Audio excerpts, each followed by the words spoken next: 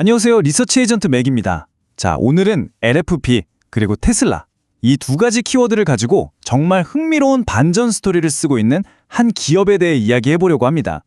2년 동안 계속 적자였거든요. 그런데 이제 뭔가 달라지고 있습니다. 바로 LNF 얘기입니다. 무려 8분기, 그러니까 2년 연속으로 적자를 기록했는데 과연 이 긴 터널의 끝이 보이는 걸까요? 오늘 저희 분석은 바로 이 질문, LNF 정말 재기할 수 있을까? 여기서부터 출발합니다. 오늘 우리가 함께 따라가 볼 스토리는 이렇습니다. 먼저 어떻게 흑자로 돌아설 수 있다는 건지 그 배경을 살펴볼 거고요. 그리고 이 이야기의 중심에 있는 테슬라와의 관계를 좀 더 깊게 파고들 겁니다. 그 다음엔 미래 먹거리로 꼽히는 LFP 사업, 그리고 이 사업을 밀어줄 든든한 자금 이야기. 마지막으로 이 모든 걸 종합해서 강점과 약점을 냉정하게 한번 짚어보겠습니다. 자, 그럼 첫 번째 챕터입니다. 과연 2년이라는 기나긴 부진을 깨고 드디어 실적 반등에 성공할 수 있을까요? 자, 이 숫자를 한번 보시죠. 188억 원. 이게 뭐냐면요, 증권가에서 예상하는 LNF의 2025년 3분기 영업이익입니다. 근데 이 숫자가 왜 그렇게 중요하냐고요? 무려 2년 만에, 그러니까 8분기 만에 처음으로 찍히는 플러스, 바로 흑자 전환을 의미하기 때문이죠. 아니, 어떻게 이런 극적인 턴어라운드가 가능한 걸까요? 일단 큰 그림부터 보면 3원계 배터리 시장 자체가 이제 길고 길었던 부진의 바닥을 찍고 슬슬 올라올 조짐을 보이고 있어요. 이런 분위기 속에서 결정적인 한 방이 터지는 거죠. 바로 테슬라. 테슬라 신규 모델에 들어가는 양극재 출하량이 그야말로 폭발적으로 늘어날 거란 전망입니다. 직전 분기보다 무려 38%나 증가한다니 어마어마하죠. 이 정도 물량이면 뭐 고정비 같은 건 가뿐히 덮고도 남아서 흑자 전환으로 직행하는 겁니다. 그럼 이제 좀 더 파고들어 볼까요? 이 단기적인 회복세를 이끄는 가장 핵심적인 동력, 바로 테슬라와의 관계입니다. 이걸 보면 좀 더 확실해집니다. LNF의 매출 구조를 한번 뜯어볼까요? 자, 보세요. LG 에너지 솔루션을 거쳐서 테슬라로 가는 매출이 무려 80%입니다. 이건 그냥 의존도가 높네? 이 수준이 아니에요. LNF가 테슬라 공급망의 아주 핵심적인 뗄래야 뗄 수 없는 파트너가 됐다는 강력한 증거죠. 구체적으로 어떤 차들 덕분일까요? 바로 테슬라의 신형 모델 Y, 주니퍼와 롱바디, 그리고 모델 3 플러스 같은 차들입니다. 이런 프리미엄 전기차에 LNF의 주력 제품인 고성능 NCMA95 양극재가 들어가면서 하반기 실적을 아주 강력하게 견인할 것으로 기대되고 있습니다. 좋습니다. 지금까지는 당장의 실적 회복에 대한 이야기였어요. 이제부터는 시야를 좀 더 넓혀서 LNF가 그리고 있는 더 큰 그림, 그러니까 완전히 새로운 시장을 개척하는 장기 성장 전략을 들여다보겠습니다. 여기서의 핵심 키워드는 바로 ESS, 우리말로 하면 에너지 저장 장치입니다. 거창하게 들릴 수 있는데 쉽게 말해서 거대한 보조 배터리라고 생각하시면 돼요. 전력망이나 공장, 특히 요즘 아주 핫한 AI 데이터 센터에 안정적으로 전기를 공급하기 위해 에너지를 미리 저장해두는 시스템이죠. 바로 이 지점에서 LNF의 전략이 딱 둘로 나뉩니다.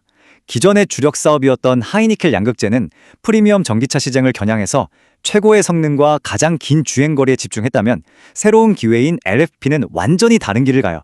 ESS나 중저가 전기차를 타겟으로 가격 경쟁력과 안전성을 최우선으로 두는 거죠. 말하자면 투트랙 전략인 셈입니다. 특히 지금 북미 시장 상황이 정말 기가 막힙니다. 왜냐하면 AI 데이터 센터 붐 때문에 ESS 수요는 그야말로 폭발하고 있거든요.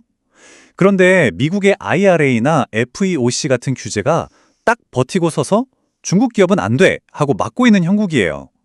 그럼 그 거대한 시장, 그 빈자리는 누가 차지할까요? 그렇죠. 바로 LNF 같은 비중국계 기업에게는 이게 엄청난 기회의 문이 열린 셈입니다. 2026년 양산을 목표로 이 시장을 정조준하고 있는 이유가 바로 여기에 있죠. 이런 성장 가능성 그냥 저희가 하는 얘기가 아닙니다.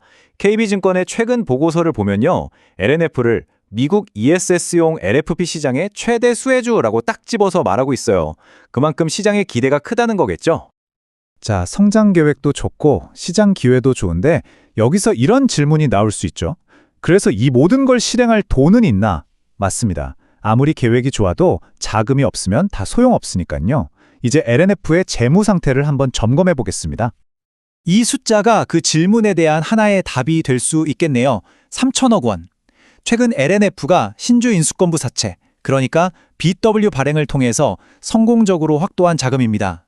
이게 왜 중요하냐면 대규모 투자를 진행하면서 생길 수 있는 재무적인 불안감을 상당 부분 해소했다는 신호이기 때문이죠. 재무적인 턴어라운드를 숫자로 보면 정말 드라마틱합니다. 2023년, 2024년에 수천억 원대 적자를 보다가 2026년에는 천억 원이 넘는 흑자로 돌아설 것으로 예상되니까요. 높았던 부채 비율도 이번 자금 조달 덕분에 200% 수준으로 안정될 것으로 보이고요. 자, 이제 거의 다 왔습니다. 마지막으로 한 걸음 뒤로 물러나서 지금까지 나온 이야기들을 종합해 보겠습니다. LNF의 큰 그림을 강점과 리스크, 양쪽 측면에서 균형 있게 정리해 볼게요. 자, 그럼 정리를 한번 해볼까요? LNF의 현재 상황은 딱 동전의 양면 같아요. 한쪽 면을 보면 2025년 실적 턴어라운드는 거의 확실해 보이고요. 미국 ESS 시장이라는 엄청난 LFP 성장 엔진도 있고 테슬라와의 파트너십은 더 끈끈해지고 있죠. 자금 조달로 재무 리스크도 줄었고요. 이게 기회의 측면입니다. 그런데 동전을 뒤집어 보면요. 여전히 한 고객사에 대한 의존도가 너무 높다는 점, 그리고 언제 튈지 모르는 원자재 가격이나 치열한 글로벌 경쟁 같은 리스크도 분명히 존재합니다. 단기적으로는 프리미엄 전기차, 장기적으로는 ESS용 LFP, 이렇게 강력한 성장 엔진을 두 개나 장착한 LNF. 과연 이 기업은 정말 새로운 시대를 열 준비가 된 걸까요? 네, 오늘 준비한 내용은 여기까지입니다. 마지막으로 꼭 말씀드릴 점이 있는데요. 오늘 저희가 분석해드린 내용은 어디까지나 정보 제공을 위한 참고 자료일 뿐, 특정 종목에 대한 투자 추천이 절대 아니라는 점을 분명히 말씀드립니다. 아시죠? 모든 투자의 최종 판단과 그에 따른 책임은 투자자 여러분 각자에게 있다는 사실 꼭 기억해 주시기 바랍니다.